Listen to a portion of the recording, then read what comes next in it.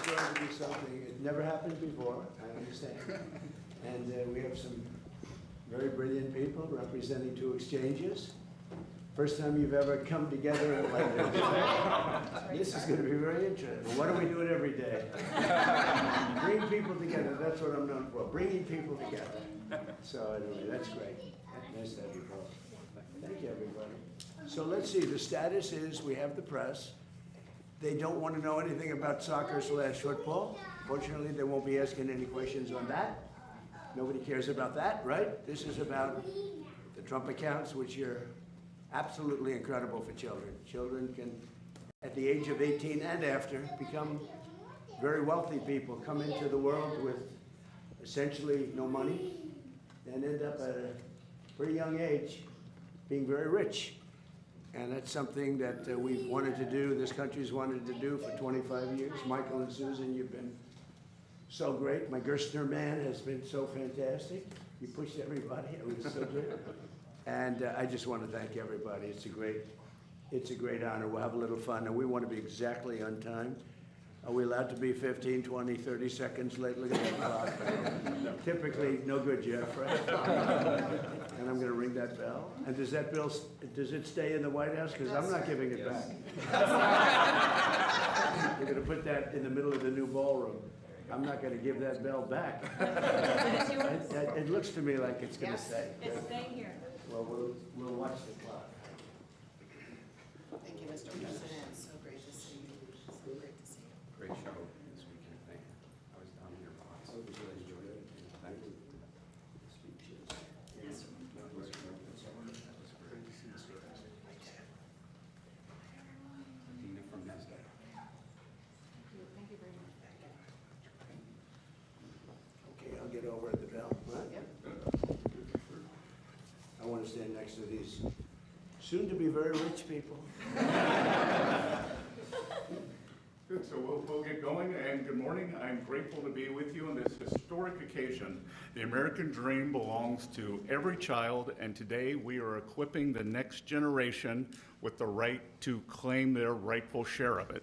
Through Trump accounts, our president is creating an ownership economy where all citizens become shareholders.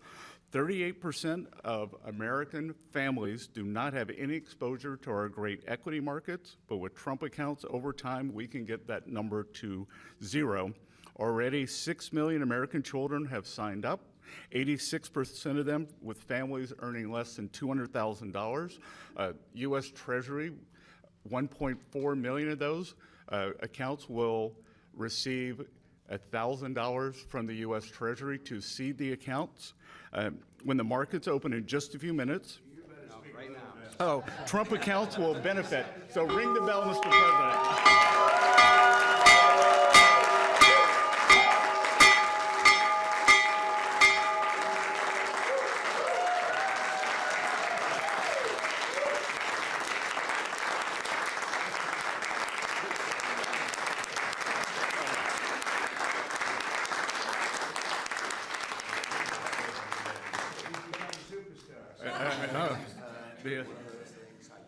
So I will just finish by saying, on the eve on the heels of our 250th anniversary, that this will be one of the president's most enduring legacies, and the great bounty of this will go for generations to come.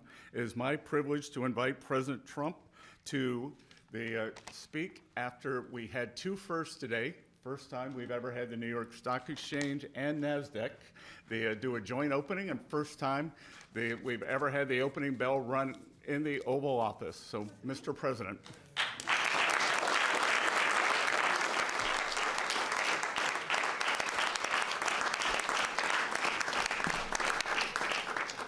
Well, this is very exciting, an amazing achievement. People, we don't know this, Michael, but people have been trying to do this for 30 years, and they were so generous. He put up, and she put up, I think she more than him, maybe. Both very much involved, but Michael and Susan put up $6,250,000,000, and I'm sure if I make a phone call, they'll do it again. The job they've done is incredible in life, so we want to thank you very much. Amazing, really amazing.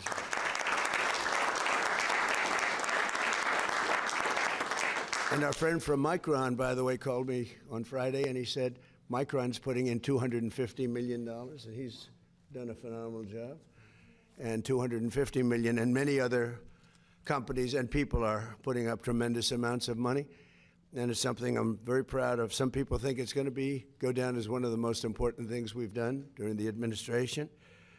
So after a truly historic weekend celebrating the 250th anniversary of America, today we're thrilled to officially launch the Trump accounts. And we had some beautiful people and speeches and tremendous crowds. We had the biggest crowd anyone's ever seen that unfortunately lightning caused it to leave. And everybody said, well, we'll do it another time. When I heard that, I said, no, we won't. Everybody had left. I said, we're not doing it another time. We're doing it on the 4th of July. And we actually started the speech on the 4th of July. We had to wait a little while, like a couple of hours, let the lightning pass. And everyone had left. And we came back, and they had 150,000 people came back they took their car. They're going back home to Texas. They turned their car around. They came back. You wouldn't believe it, 150. I think the 150 was more impressive than the 425 or whatever it was. It was pretty amazing. And Mount Rushmore, likewise, was so incredible. So people love our country. Our country is doing incredibly well. Strongest military in the world has been displayed with Venezuela, who we're getting along with fantastically now. We've taken hundreds of billions of dollars of oil and given them hundreds of billions. They have more money than they've ever made. And we're doing very well. We paid for the war many times over. And then Iran, we're doing actually equally as well. We're just not getting the kind of coverage that we should. But we have eviscerated them military. And the bottom line is our country is strong. We have the greatest military anywhere in the world. I was with President Xi 3 weeks ago, and I said that, and there was no argument. Nobody's arguing. We built it during my first term, and we're using it now for very good reasons, because in this case, Iran can never have a nuclear weapon. We can never let that happen. On Saturday, July 4th, our administration deposited one-time seed contributions of $1,000 each into the Trump accounts of over 500,000 American children. It's a lot. And millions more will be getting additional contributions from generous donors like, as I mentioned, Michael and Susan Dell. They are truly incredible people. Go out and buy a Dell computer. He's not doing it for that. But I'll bet his business, Brad, has gotten even bigger. I have a son that loves their laptop. I have to tell you, no, I want a Dell. We're going to get him that money back one way or the other. And then I'll ask for another $6,250,000,000. We'll start the whole process all over again. No, he makes an incredible product, and right from the beginning. And Brad Gerstner has been pushing this, so he's a very successful man. Not quite as famous as the Dell family, right? It's Michael, but you are.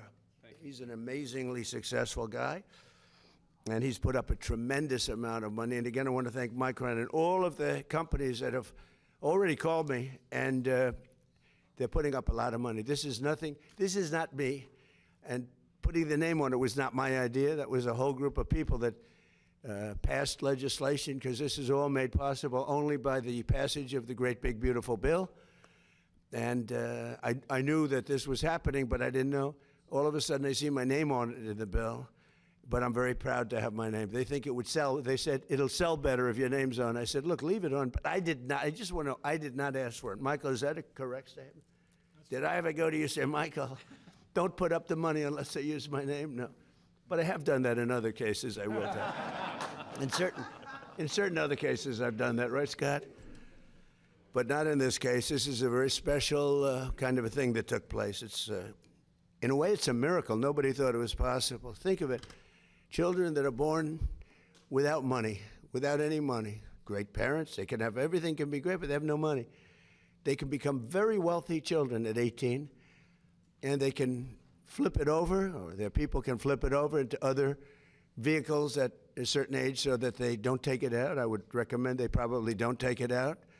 But they can have a lot of money, especially if the market continues. Can you imagine if you did this during Trump a year ago, a year and a half ago, where the market's gone up at levels? As an example, everybody said when I got elected, there's no way that during the 4-year period we'll ever hit 50,000 on the Dow. And we hit 50,000 on the Dow, I would say, in the first year, records. We had records. What NASDAQ has done, what the New York Stock Exchange, all the stock exchanges, 7,000 on the S&P was impossible during the first year, but they really thought it was impossible in 4 years, and we hit it before the first year. So if the children had invested the money a year and a half ago, we should have acted faster, actually. It's too bad. But it's going to go up. We have a hot country. It's going to go up. I think the market's going to go through the roof. When all those factories open, they're being built all over the country at record numbers.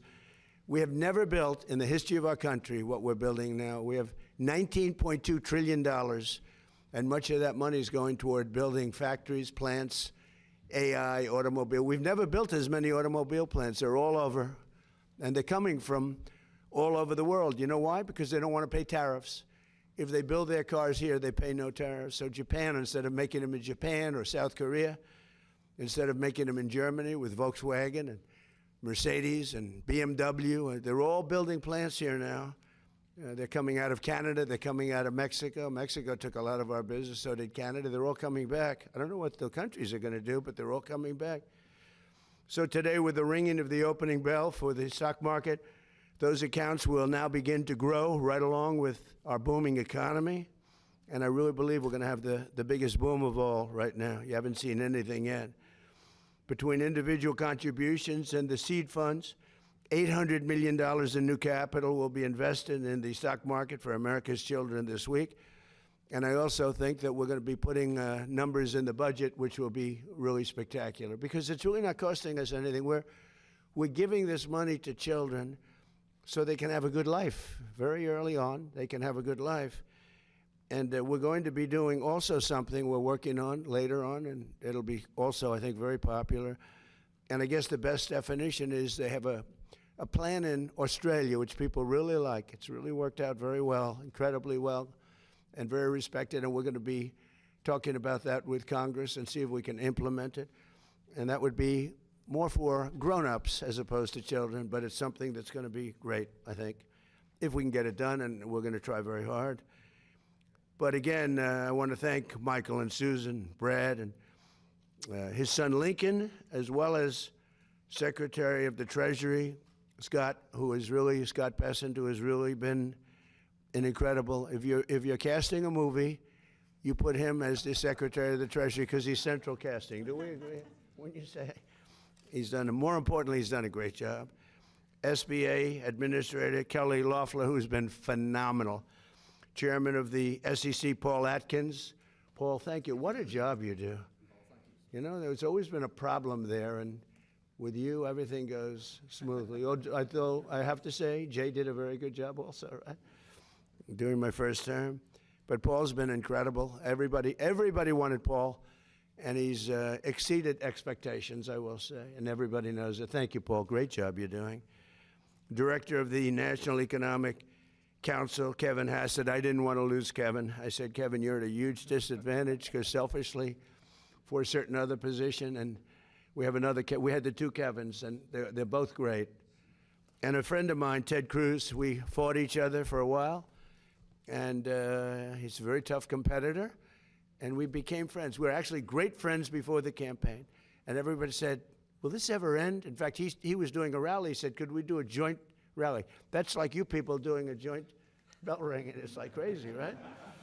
But he said, remember we did the joint rally outside in Washington. We had a big crowd. And the media was saying, will it ever end? I said, it will, but not yet. But it ended.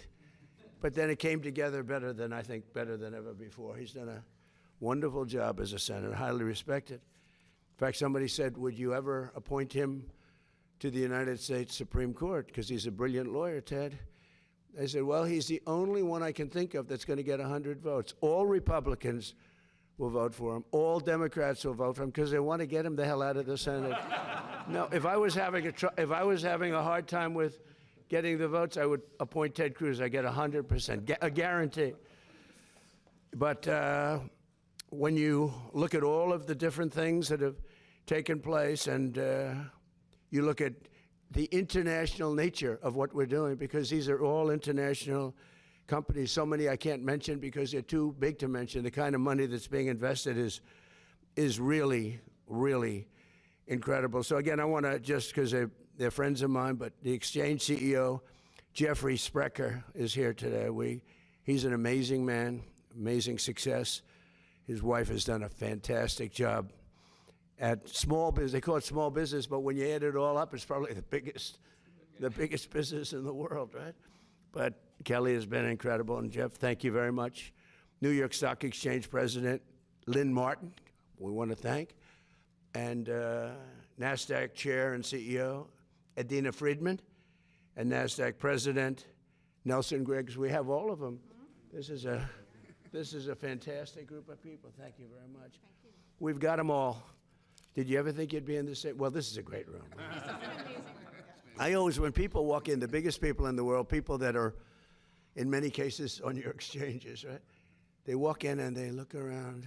They go, oh my God, I can't believe it. I don't want to use names. Larry Ellison walked in. And he said, what? Where am I? This is so, it takes a while. Actually, if you're negotiating, you have people at a great disadvantage because they're all screwed up, you know? It's a great place. I think it's the most important room anywhere in the world. So I thought it would be good to do this here, right? We seldom do that. But this was the first ever joint bell ringing between the New York Stock Exchange and NASDAQ. And hopefully it won't be the last. I think it's, you know, there are a lot of things you could do together that would be good. It's amazing the way you came together, and it was really easy. And they're competitors. But it's a great tribute, I think, to all of you that you were able to do this. It's people are talking about it. The SEC chair, let me ask you, are you shocked that they came? This makes your job, doesn't this make your job a little bit easier? Isn't it nice? Yes, it does. Why can't we do that with Democrats and Republicans? Maybe that's a tougher one. I think that might be tougher. We like borders. We like things that they don't like. But if parents have not done so already, and they are doing so in record numbers, they should go right away to trumpaccounts.gov and sign their child up for a free investment savings account. And again, a lot of people are people that are uninvolved in terms of they don't have the children, but or their children are older, but they're putting millions and millions of dollars into the accounts of poor children, financially poor children. And the parents can't even believe what's happening. So it's an amazing thing. But parents, loved ones, churches, and generous companies and individuals will be able to contribute funds to these accounts to grow throughout the child's life. And again, if we have a good market like we do now, they're going to become actually very rich. They'll have hundreds of thousands of dollars.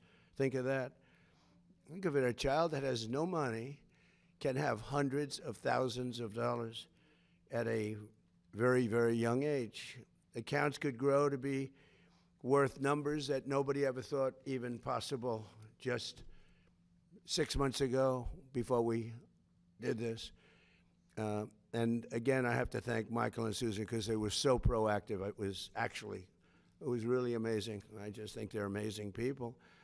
So Trump accounts are about giving every American child a stake in America's future and getting some of the upside. And nobody's seen anything like it. And senators like Ted Cruz were at the forefront, and they should be really commended. People have to remember it in the future. It's like so many things I did were so good, and that's only got a 2-year life. Like as an example, Kevin, I closed the border. We have nobody coming into our country illegally anymore, and I want to make it in my speeches. And they say, sir, nobody cares about that. You've solved the problem. I said, I'd like to talk about it. They said, nobody cares about the border. You've solved that problem. I said, what kind of a business? You solve a problem, you're not even allowed to talk about it. Nobody even wants to hear about it. It's pretty tough. But this is something that they're going to be talking about for a long time because this is going to grow to levels that I think people have no idea. I already see the numbers. So there could be no better way to begin our 250th year. It is so appropriate. Think of that. We're doing it just at this time, this special time. It's pretty amazing. So I'd like to maybe ask Michael Dell to come up and say a few words, followed by Lynn Martin and Adina Friedman and Jeff and some of the people that had so much to do. I'd like to have our great Senator, Ted Cruz, say a few remarks, and anybody else that wants to. This is a big celebration. This is a much bigger situation than anybody can imagine. And then we'll take a few questions, okay? Thank you very much. Go ahead. Michael, please, why don't you start it off?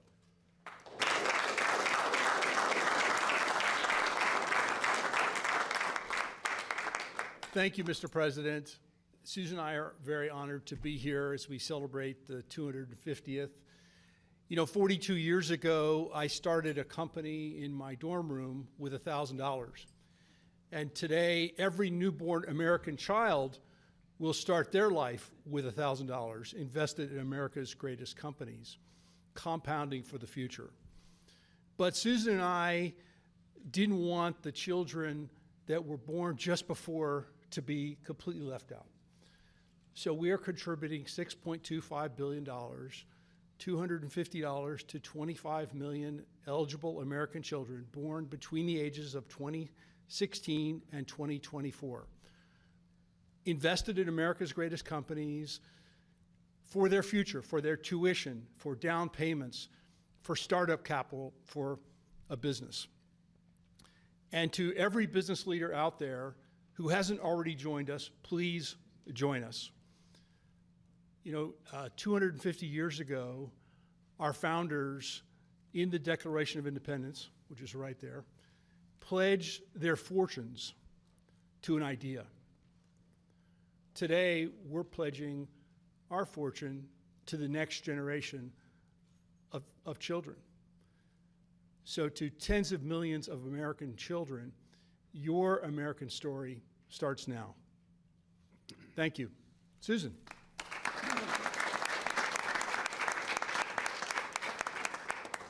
Thank you, Mr. President. I am so grateful to you for making the Invest America Act happen.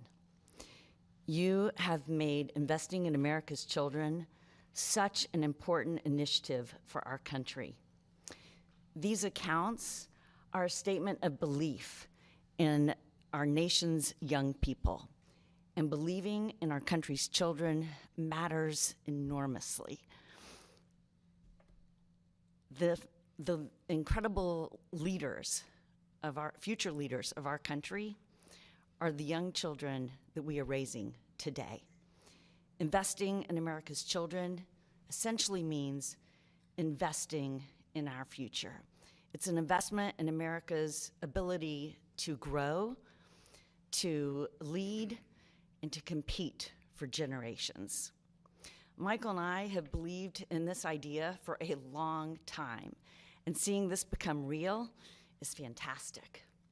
A child that has a financial account in their own name is a child who has so many more opportunities and hope. And as a mother, I know that every child deserves that. So parents, claim your child's Trump account today. Years from now, your child will thank you for it.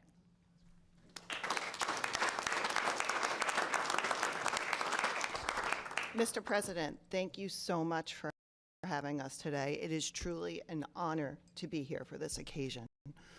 For the last couple of days, we have celebrated the thing that makes this country unstoppable, and that is our freedom. And out of freedom is born the American dream. And today, under your leadership, it is the purest manifestation of that American dream. You are offering the American dream to the youngest generation to allow them to participate in the great wealth of America. And as the president of the New York Stock Exchange, we couldn't be more proud to be here, more grateful to you and your leadership, and more optimistic about the future of this country, which is going to be led by this next great generation. We were born on the corner of Wall and Broad Street, where our first president was inaugurated. And we could not be more optimistic about this nation's future. Thank you so much.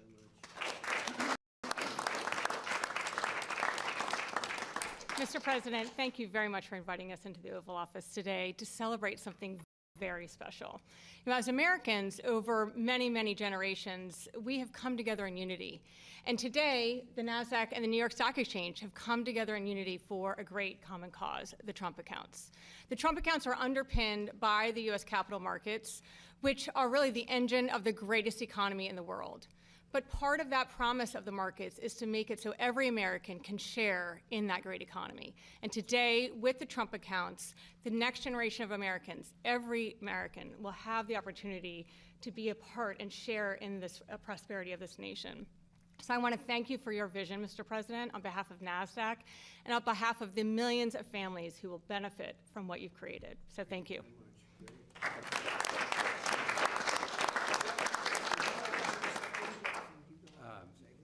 So hi, I'm Jeff Sprecher, the Chairman and CEO of the parent company of the New York Stock Exchange. One of the things that we celebrate on Wall Street, and we all in this room, we talk about Wall Street as the capital markets, and I don't think people realize that partly why Wall Street has its prominence is that our first president was sworn in on Wall Street, and the New York Stock Exchange was started to finance a brand new government and a brand new vision for a country. So it's amazing that 250 years later, this president is making that available to all Americans directly. And so it's incredibly fitting in my mind that we're here in this capital, which obviously is no longer New York, to widen the markets for everybody in the country. So thank you, Mr. President. Yeah, thank you. Mr. President, thank you for having us here. This is truly a remarkable day, remarkable setting for what has been a historic event. And at NASDAQ, every day we get to see brilliance come through the doors, companies that have created jobs, that have created an economy, and now the fact that's able to be shared for all these children is a just remarkable, remarkable feeling to be here and to look what we've created. So congratulations. Thank you. Great job. Thank you very much. It's great to be here, Mr. President. We wouldn't be here without you. It was just over a year ago that Michael and I shared with you the idea for the Invest America Act. We had been working on it for 4 years. We had tried to get it done under a prior administration. Kevin and I met in the Speaker's office some 3.5 years ago on the idea. It took this president and his entrepreneurial courage less than a minute to say, this must happen. This is the whole purpose of my presidency, the Main Street agenda, the 70% of people who have been left out and left behind, who feel they're no longer connected to the American dream, and he called the Speaker and told him to put it in the reconciliation bill. That, my friends, is leadership. It doesn't just happen. In fact, it rarely happens in a place like Washington. And his courage and his leadership of this administration, you know, and then the great partnership of my friends Michael and Susan Dell and so many others to bring this to fruition. But let me be clear. Today is day one, Mr. President. We're committed to the next 250. And what that means is not 1 million kids in America, not 2 million kids in America, every child in America.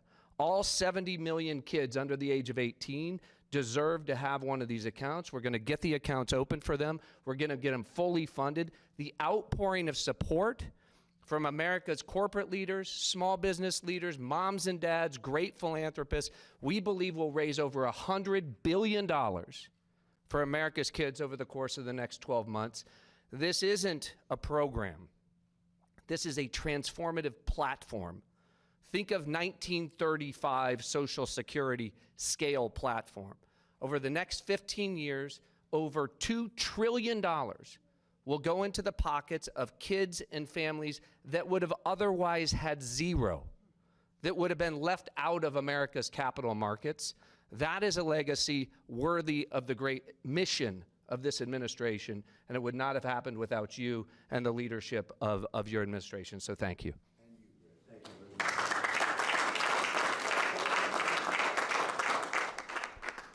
Mr. President, I want to congratulate you on your historic leadership. The document hanging on that wall just turned 250 years old, as did the nation that it created. And the bell that you just rang on the Resolute desk, I believe, heralds in that the next 250 years will be even greater than the first 250. You mean the bell that I'm not giving back? I think everyone knew you were going to keep the bell. And on behalf of all Americans, thank you for getting rid of that ridiculous red card. This is his. That was interesting. It was spectacular. There was a reason the FIFA trophy sat here for as long as it did. Mr. President, this program, you know, a second ago, Brad made reference to 1935 and Social Security. Trump accounts are in many ways Donald Trump's New Deal. But instead of having government taking care of everyone, Trump accounts are about making every child and every American a capitalist. Every one of our kids is now going to be an owner of the biggest producers in our country. Kids, you guys there, each of you are getting an account.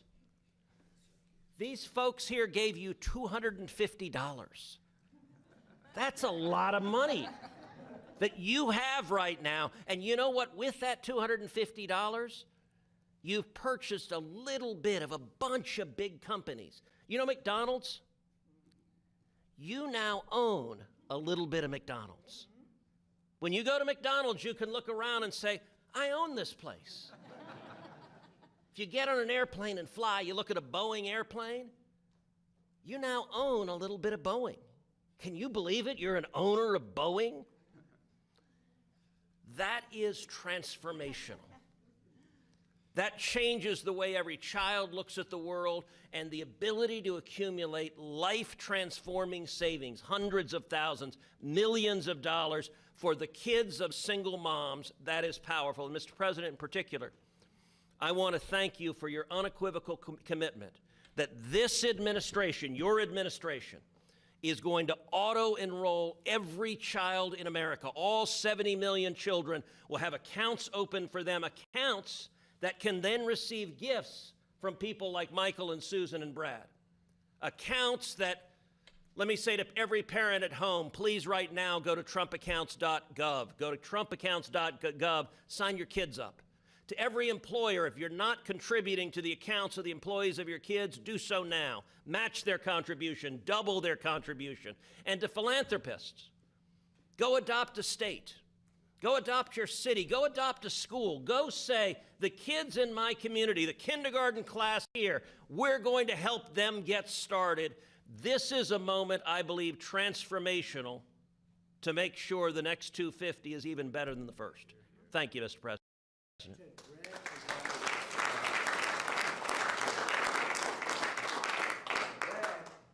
Rich man, he adopted an entire state. Yeah, so I'm from Indiana, and we're going to add $250 following Michael and Susan to all kids in the state of Indiana under the age of 5. Ray Dalio in Connecticut. We have lots of philanthropists. They're adopting states, cities now.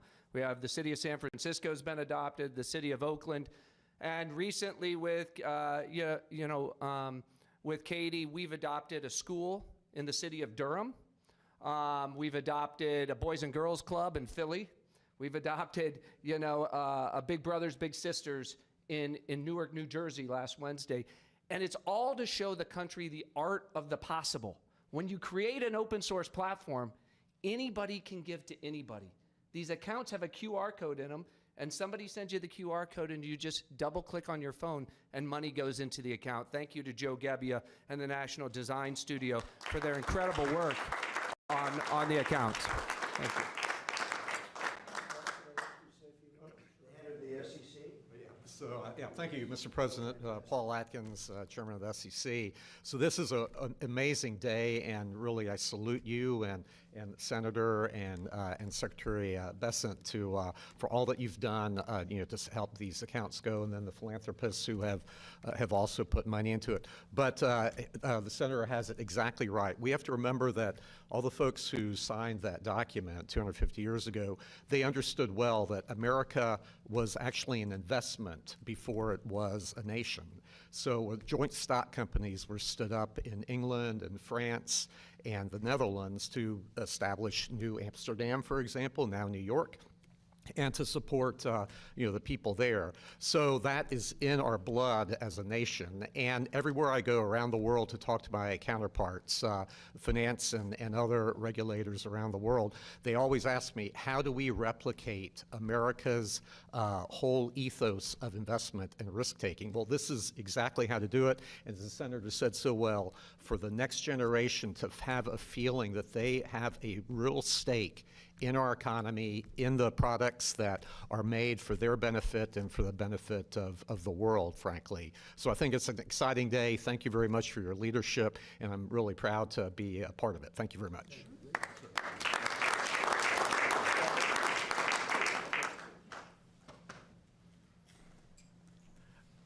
I'd just like to add a couple things. There have been so much wonderful things have been said, Mr. President, about what you're doing. This is absolutely transformational. I'd like to tip my cap to Secretary Bessent. His staff originally told him when this idea was floated that it would take a year or two. And Scott said, no, it's got to be the 4th of July. And they delivered. I'd like to thank the designers of the app, because every kid, as Scott arranged and as you were key to discuss, every kid can look at what firms they own. So it's not just going to say S&P 500. It's going to be, you have a little bit of this, you have a little bit of that. And so we believe what it's going to do, sir, is connect America's youth to our vibrant economy in a way that's never been done before. So thank you very much.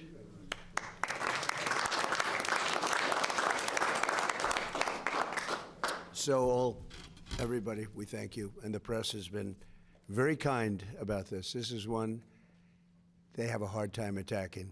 You know, we're all in this together. You have children. A lot of those children already, they have their accounts. We're going to see tremendous money come in from wealthy people and pretty wealthy people and very wealthy companies. And I'm getting calls from everybody to put money in. And they're going to put tremendous numbers of dollars in. And these children are going to have actually accounts. They're going to learn about finance a little bit. They can watch it. We're going to all watch it grow together. And we're going to have a whole different planet when they turn 18. It's going to be a lot different when you turn 18 and you have no idea what's going on and you have no money and no hope. Yeah, they're going to have great hope. It's the American dream. It's a big part of the American dream. So, again, Michael and Susan and Brad and everybody that has worked so hard, it's an honor to be. This is truly an honor to be involved in something that's pioneering, but really not, because for so many years, I said for many, many years, decades, they've tried to do it. They've never been able to pull it off. So I just want to thank all of you guys. And I think it's such a great tribute to come together. Some people said, no, there must be a mistake. You mean you're having separate meetings? I said, no, just watch at 9:30, right? So it's a great honor. And thank you for being so fair about it. So we'll take a few questions, please. Yeah, please. Mr. President, Vladimir Putin, shortly after speaking to you on July 4th, struck Kyiv and killed innocent civilians. Why isn't he feeling any pressure after speaking with you? Well, I think he does feel pressure. He wants to end it, and Ukraine wants to end it, and we're in talks, and we'll see if we can get it ended. It's a terrible thing. I ended 8 wars, and this was, in my opinion, going to be an easier one, because I know both heads. I didn't know most of the heads. I did India, I did Pakistan, I did others. That could have been a real bad one. Nuclear, that was going to be nuclear. It could have been, as the Prime Minister of Pakistan, could have been 40 million people would have been killed, maybe 50 million. They had shot down 11 planes. It was raging for 4 days, and I got it stopped. And I did that, but this is one that I think we're getting much closer than people realize, and President Putin wants it to end. I will tell you that very strongly. A good call. And President Zelensky actually wants it to end now. And we're going to be going to NATO, and we're going to be talking about it. And I think we're going to get it. I think we're going to get it ended. It's been a terrible situation. Think of this: 25,000 people 2 months ago. 25,000 people were killed. 1 month, soldiers. Last month set the record. 36,000 people were killed in 1 month. Young soldiers, they go off to war and they're dead before the first weekends. It's drone technology. Michael, who would have thought that drones would have become such a factor? And they're killing machines. It's amazing. It's amazing. You hide behind a tree and it goes and gets you. And I've seen scenes that I don't want to see. I don't want you to see them on that battlefield. You know, you hear about the Civil War, you hear about all of these different terrible wars, but this is really horrible. So I had a very good call, and I think we're getting close to getting it done. Mr. President, on the economy, there's been a refocus, it seems, in June to talk about your economic policies. When do you think that message will change the perception of Americans related to the economy? Well, I think people know. Look, oil is now at a level that it was, I think it's even lower on a barrel basis than it was before we started. We've gotten concessions. Now, they have to hold those concessions, but there'll be no nuclear weapon. We're going to be getting the, as I call it, dust, the enriched material, nuclear dust, I call it. Seems to have taken off, but it's enriched material. We're getting it. We're getting it. I went in for one reason, very strongly, that Iran cannot have a nuclear weapon. I'm not looking for regime change, although this is regime change. The first regime is gone. The second regime is gone. And I think the third regime is more reasonable, but we'll find out. But we've destroyed their, as you know, completely destroyed 150. They had 159 ships. Every single ship is at the bottom of the sea. We've completely destroyed. They don't have one airplane. They don't have radar. You know, one of the reasons we kept the oil down, because a lot of people said, Kevin, and a lot of people were saying that oil could go to $300, $350 a barrel, but one of the reasons that prediction wasn't right is we were taking out on average of 10, but sometimes less, sometimes more.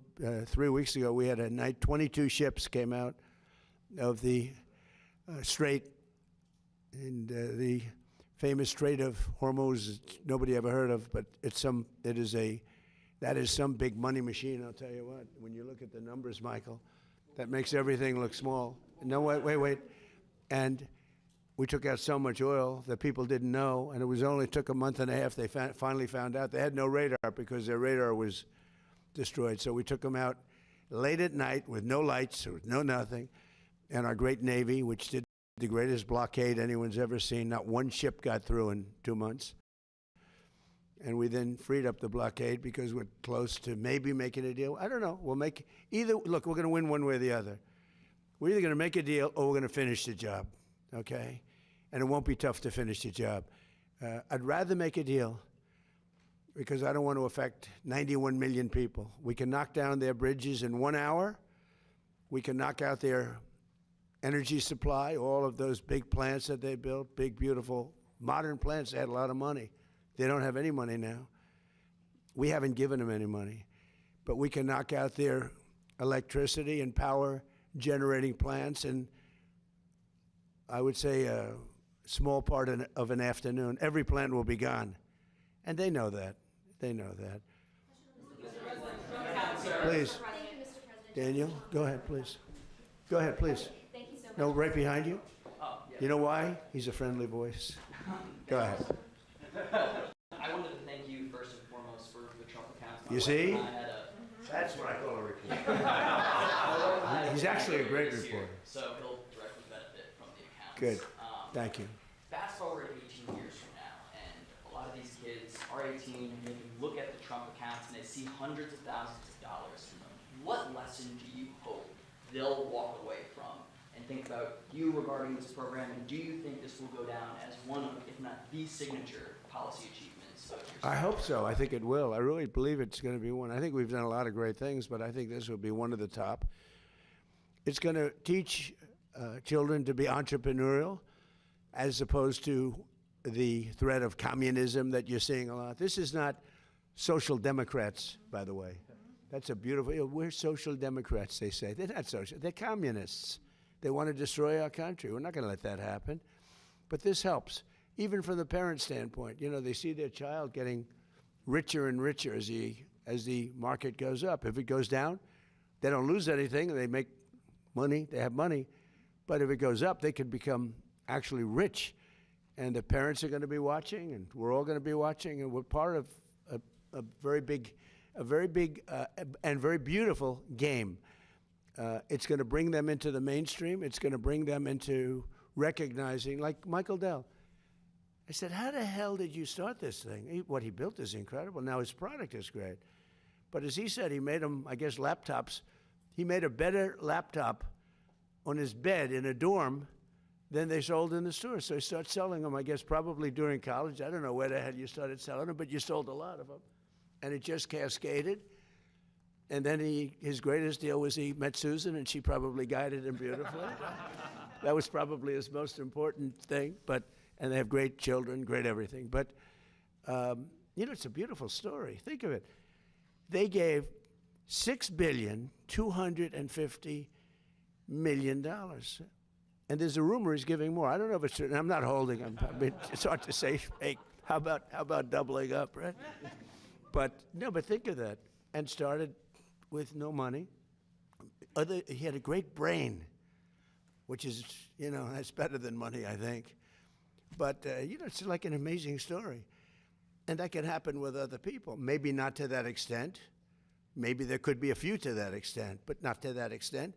But that can happen with some of the people here, some children living in poverty. It can happen. And now they have a real chance. It's a big thing. It's a big thing. Yeah, please.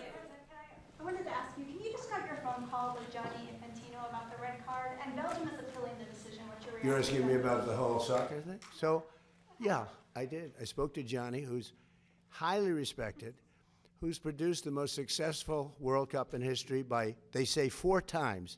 This isn't just a success. I actually said, Johnny, we've got all these games. Each one is turning out to be a Super Bowl. And we have all these games. You know, when you think of it, every game is like a Super Bowl. Yes, I watched last night. What a game that was with Mexico and England. I mean, 2 countries, I don't know the players, although I think Kane is a great player. See, I played golf with him, and I like him a lot. He's a good golfer. But he's really great. But I watched, and no reason for me to watch, and you couldn't take your eyes off the game.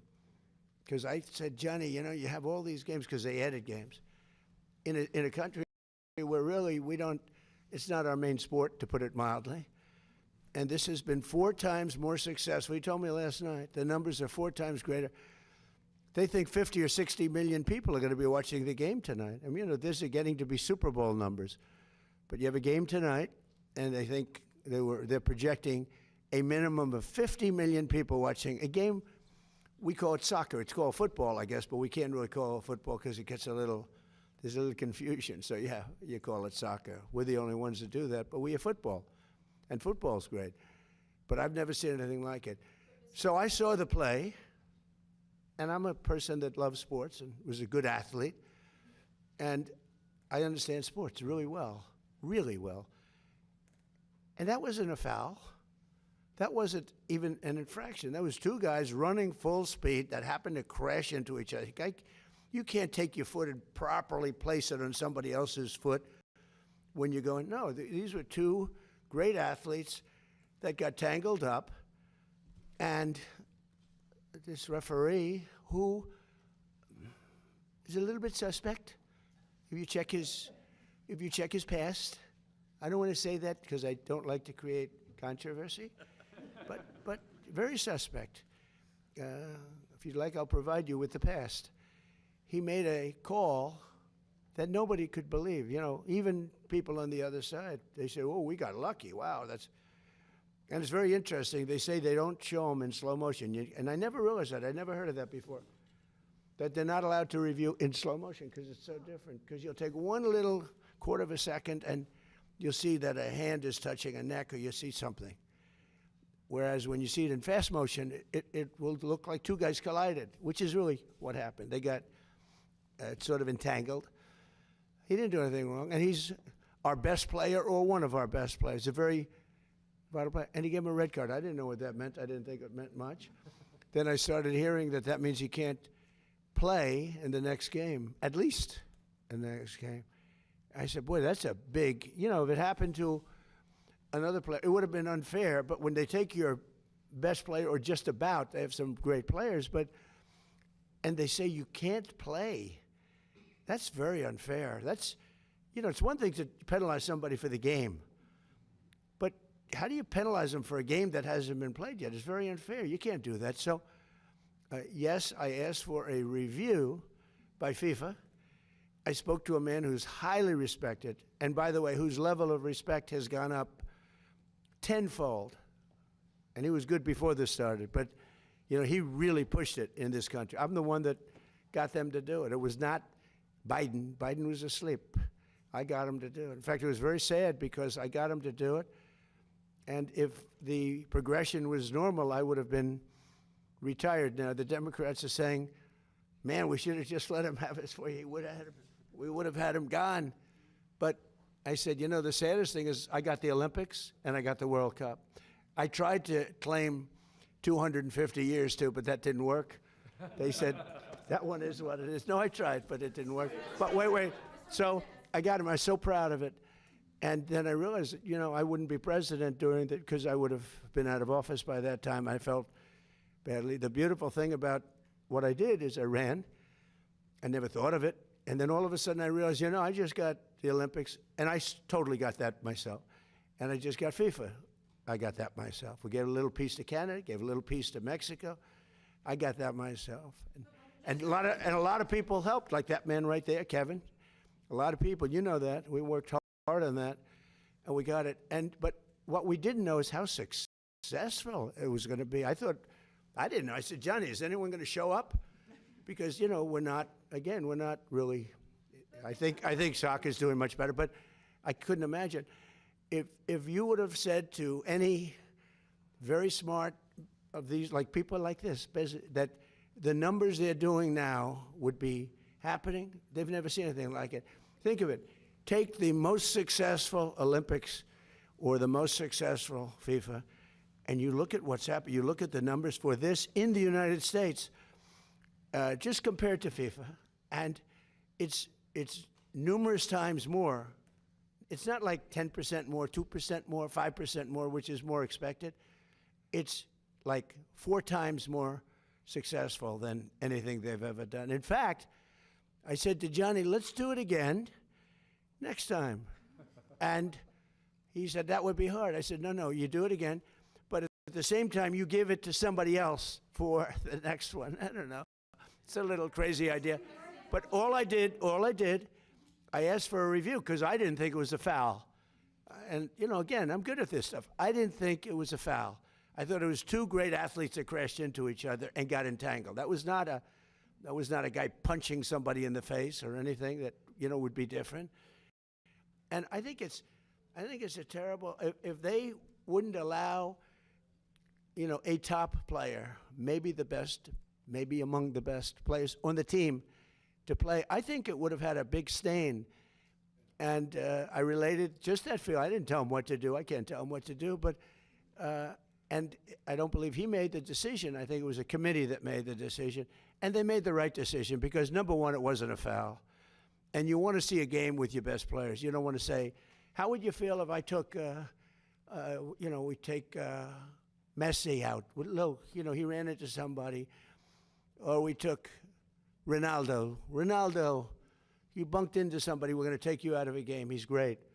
Or Harry Kane, we're going to take you out of the game, Harry, because you happen to hit somebody a little bit harder than you can't do that. If you would have taken him out, I think it would have really stained this incredible champion. We got to have our best players, and Belgium's got a great team, by the way. We got to have our best players, and they have to have their best. And if we win or we lose, it's fair. Otherwise, let's say we lost him and we lose the game. It would be a terrible thing. So I think they made a really brilliant decision. I think the referee's call was horrible. And nobody talks about that. They talk about the red card like it's fine. Nobody talks. The referee's decision to red card. I didn't know what the hell a red card was. When I found out, I said, you got to be kidding. This guy just hands up. Okay, your best player is not going to play next week or in the next game. I said, wow, that's a lot of power. That's terrible. But then I looked at his past, and it wasn't so great. Okay. Yeah, Mr. President, are you going to talk to the Belgian Prime Minister before the game? I didn't think of it, but I would. He's a good man. I will tell you this. people in Belgium, if they win the game, they can be very proud. If they would win the game with a player missing, it would have been a different feeling. You can't do that. And I'm very glad. All I did was ask for a review. I didn't say, you have to do this. This man is a smart, tough man, Gianni Infantino. He's a smart, tough man. And his stock has gone through the roof because the job he's done has been great. And I feel we have to have all the best players on the field. You can't take the best players. Yeah, please, the best. On the Trump accounts, thank you. Liam Cosgrove with Zero Hedge. What is your plan to facilitate broad adoption of these? And you mentioned, the communist issue, particularly that crowd, to get them to participate in this. Yeah. Since I see Anthony Populano's here, and he's probably going to ask, is Bitcoin in any way going to be related to this in the future? Are there plans to put Bitcoin into Trump accounts? Well, I've become a big crypto guy only for one reason. If we don't have it, China's going to have it, and they would like to have it. But now they're not even trying that hard because we've taken over crypto. But I'm a fan. I wasn't initially. I didn't know much about it. But for some of my first term, I wasn't much involved, but I'd watch. And I watched it grow, and it's a huge industry. And I got involved in it a little bit for politics, because I realized there are a lot of people love crypto. And even me as a businessman, I'd see a lot of money starting to come in with Bitcoin and, the different forms. And I said, this thing's got a lot of life. And then I hear China was going to make a heavy move on it, just like they do for AI. By the way, we're leading China substantially in AI, by substantial. And one of the reasons is when they build these big plants, I allow them to build their electric generating units, whether they use nuclear or oil and gas, whatever they want to use, they can use, except wind. We don't allow wind. Wind is terrible. It just doesn't work. It's too expensive, no good, bad for the environment. But, and they're building their own plants with some of the greatest electric producing plants that you've ever seen. I mean, they're teaching the companies that produce electricity, they're teaching them how to do a plant. So that was my decision. That was my idea, because we have an old grid. It's tired. It's old. It would take years to fix it. And now we're actually taking the excess energy that they make. We need more than double the energy. If you take all of the electric that we have now, you need more than double it to power that industry, which is so shocking. When I first heard that, I said, no, you mean like a little, I couldn't believe that, Jeff. I heard more than double. So all the electric we make for everything to power that one industry. Now, with that being said, it's a massive industry, and it's going to be for good. I mean, look, we're going to have guardrails, and we have guardrails. You saw that a couple of weeks ago. We were able to stop something that we didn't like. And by the way, the company was very good. They were very good. You know that. But it can be used for tremendous good, and mostly good and some bad, and the bad we have to stop. But it's a massive industry, and I think things are going to happen. What you're seeing here with the kids, I think something could happen in that regard too, with a contribution to the people of our country. I'll give you a little inside information. Am I allowed to do that? Well, we have Paul. Am I allowed to do that? That's a little inside information. You understand? Scott, you know what I'm talking about. No, I think you're going to see a contribution made by those, because they're making tremendous amounts of money. They're also creating tremendous, the medical, the things that are happening in the world of medicine because of AI is not even believed. I'm friends with many doctors because of what I'm doing as president, and I've become very friendly with a lot of them. They're great. They're great as long as they tell me I'm healthy. Okay, when they tell me I'm healthy, so far so good. Where's a piece of wood? But a couple of them got together last week and they said, we can't believe the progress that's been made in disease. Things that they didn't think would happen for 10 years happen in a matter of minutes, a matter of seconds. So this is going to be used for good. But we're leading China by a lot. We're leading everybody. Crypto's the same thing. If we didn't do it, China would do it. It's a massive industry. And frankly, when I went very pro-crypto, as you know, Biden was totally against it, but he has no idea what crypto is. He had no idea. He didn't have a clue. But they were very violently against it. They were putting people in jail. What they were doing to the crypto was horrible. It's amazing it survived that onslaught. It was a weaponization of government. So when I went very much for it, and I must have gotten, I think I got 100% of the vote, but what happened is, I think it was 100 million people. It's a big industry, and that means some pretty good things. But what happened is Biden then, after he was getting killed, he was down so much, all of a sudden they became pro-crypto. And their head of the SEC was horrible, unlike Paul, who's really good. No, I mean, he's the best man for the job. Everybody wanted him. But he was horrible. What he was doing to the crypto, they were putting people in jail. Oh, you know that better than anybody. Good people, great, prestigious people. They were putting them in jail. And I said, you got to be kidding. And they were trying to destroy the industry. Okay, ready? So now I'm killing Biden. I'm winning by so much. And all of a sudden, he becomes totally pro-crypto. They dropped all investigations of everybody. They allowed people to come out of jail. And every time I see a crypto guy where they dropped an investigation, I said, you're lucky I'm president, because they, you know, I don't know if you know, the Biden administration became totally pro-crypto that last couple of months, because they were getting killed. Because crypto has a tremendous audience. So yeah, I'm very much for crypto, because it's not a question of a personal thing. Because I let my kids do whatever the hell they do, they can do. I don't ever talk to them about it. I'm allowed to, I think. I'm allowed to, but I don't bother, because this is this office is a much higher calling. So I make, as president, the president of the United States get essentially $2.5 million for 4 years, right? Wait a minute. It's spread out over a period of 4 years. It's about $2.5 million. I waived my salary. Now, I figured, because we've had other wealthy presidents. We've had Kennedy, and we've had FDR was very wealthy. Teddy Roosevelt was wealthy. And one of the wealthiest, believe it or not, was George Washington, who wasn't in the White House, but there are pictures of him surveying this ground. He's the one that sort of picked the location. I think he made a good choice. He picked a good location. But George Washington had 2 desks in his pre-White House. One was, and they were right next to each other. One was for business, and one was for the presidency. He had 2 desks in the same room. And so you're allowed to, but I choose not to. I don't talk to my kids about, this stuff. But I will say this, to me, cryptos are very powerful. A lot of people are using it. Bitcoin, they're using it at levels that I don't think anybody understands really how powerful. And if we didn't do it, China would do it in a minute. And if we let our guard down on AI, if I didn't come up with the idea for electric plants, producing plants, they become a utility. Basically, these guys producing, you might as well put them down. Paul, I think you should mark them down as utilities, because frankly, in many ways, I'm more impressed by their electric plants. And they're building them on top of the buildings, alongside of the buildings, standalones right next door.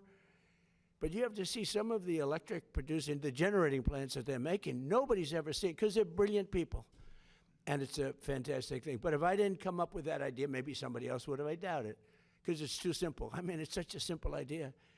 Do you know that your friends, Michael, when I came up with that, and I told Mark Zuckerberg, I told Bezos, I told all of the people, AI, Sam, Elon, I told them all, I said, no, I'm going to let you build your own plant, and I'm going to get you fast approvals. They thought I was kidding. They said, and they would submit plans without an electric plant. And I'd get calls from Lee Zeldin, who's a star, environmental, fast approvals, good approvals, but fast. And I'd call up and he'd say, sir, these plants are not taking advantage. And I call them and say, why aren't you producing? They said, we thought you were, every one of them, they thought I was kidding, because they can't believe it. Number one, they can't believe that they're approved in a period of a matter of weeks, because if this was somebody else, it would be 20 years before. They're all under construction. We do rapid approvals. And some are nuclear plants, because nuclear is now really hot and safe. I was not a huge proponent until 2 or 3 years ago, and then I saw my uncle was a big nuclear guy at MIT. He knew nuclear better than anybody, I think. Anybody in the world, probably. He was the smartest guy. He was at MIT, the head, for 41 years.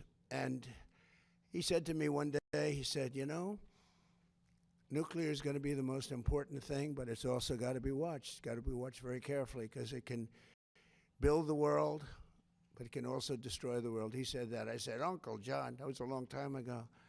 But he was exactly right. He called it exactly right. But what they've done with nuclear in terms of generating energy is absolutely, you know, a submarine can run at full speed for 30 years without having to refuel. The only thing it has to do is come up every 90 days for food. They can't solve the food problem. But think of it, a submarine, without having to gas up, can run for 30 years at full speed without stopping. I mean, who would believe a thing like that? But fortunately, we have the best technology and we have the best submarines. It's something we lead the world in by 15 years. Any other questions? Go ahead. Thank you so much, Mr. President. What? I said thank you so much, Mr. President. Jennifer Schonberger of the Yahoo Finance. On the Trump accounts, SpaceX president has said that she's going to donate shares to the Trump account. Have you spoken at all with Elon Musk about further share donations as well as other corporate leaders about share donations? Yeah. Look, I'm like a cheerleader for geniuses. I love geniuses. I love high IQ people. He's a high IQ person. I love high IQ people. And I speak to Elon, I speak to Mark, I speak to Jeff, I speak to everybody. By the way, in the first term, less so. In fact, at my first inauguration, none of them were standing behind me. They were just the opposite. And now at this last inauguration, every one of them was standing behind me. It was sort of amazing. No, I speak to all of them. And I encourage them. I want them to be tremendously successful. Now, there's a thing called TikTok. Have you heard of it? I was watching a show this morning, Maria Bartiromo. She's fantastic. And on her show, they were talking about the dangers of TikTok. And it's Chinese, you know, a whole thing with spying and what they're doing with it. Well, except it was announced about 2 days ago, the new numbers just came out. You know who the #1 person in TikTok is by far? Trump, me. I just got, I'm #1. Like Taylor Swift was #11. I'm #1 in TikTok by far. And the numbers just came out, and I said, well, you know, I'm hearing about how they influence. They're talking about their tremendous danger because they influence, but if they influence so badly, I mean, I'm saying all things like I love our country, we got to stop communism, we got to this and that, we're going to do a lot, we're doing a lot of things, but I'm by far #1. It was sent to me by, you know, the list comes out, #1, #2. I was #1 by a lot. So I guess maybe, I don't know, maybe they're bad, maybe they're not. I know one thing, great American people, tremendous business people and companies bought it. I called President Xi and everyone said he was a hard no. He was a hard no, but I said, you know, it's a good thing for TikTok, but it's good for us too. American companies, great ones, own our TikTok and it's very influential, but I'm #1 by a lot. So, you know, I hear this thing was on today, Gordon Chang. I like Gordon Chang, but he's always so negative. You know, nobody's been tougher in China than me, but Gordon Chang, and he's a nice guy. It's like the world is falling down. It's not true. It's not true. We have to be careful because China's a great competitor. But, you know, he was talking about, we must stop TikTok. I'm #1 on TikTok. I think it helped me win the election in a landslide, if you want to know the truth. Yeah, please. Do you work on the White House? Are you building a helipad? Are you building the helipad? That's a helipad, yeah. So for 50 years, we've been landing helicopters on grass. The grass is wet, soggy. The helicopters sometimes miss their little mark. You know, they send people out, Marines. I watch them do it. They march out so beautiful, great guys. They have a piece of metal that he put down. And except for the fact that these pilots are so good, they almost hit the mark all the time. But sometimes they miss. They're half the size of this desk. Think of it, you're landing a big chopper. But, you know, years ago,